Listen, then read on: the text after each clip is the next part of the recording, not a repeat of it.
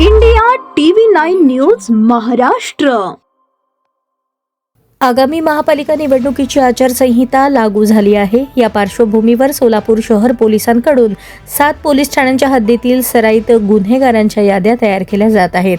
त्यातील सार्वजनिक शांतता सुव्यवस्था बिघडेल असे कृत्य करणाऱ्यांना मतदानापूर्वी 8-10 दिवसांसाठी तडीपार केले जाणार आहे।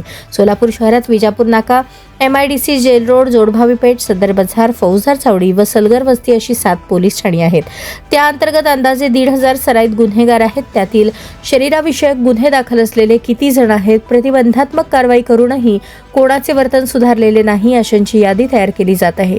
मुंबई पोलीस कायद्यातील कलम 55 नुसार गुन्हेगारांची टोळी, कलम 56 नुसार शरीराविषयक 2 किंवा त्यापेक्षा जास्त गुन्हे दाखल असलेले आणि कलम 57 नुसार गुन्ह्यात शिक्षा लागूनही सध्या बाहेर असलेल्या गुन्हेगारांवर तडीपारीची कारवाई केली जाते।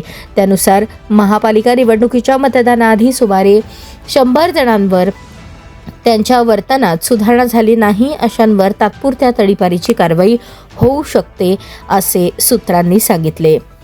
एकंदरीत गुंडोवालो जरा होशियार यहाँ के हम है राजकुमार, पुन्हा एका डॅशिंग युवा पोलीस आयुक्त M राजकुमार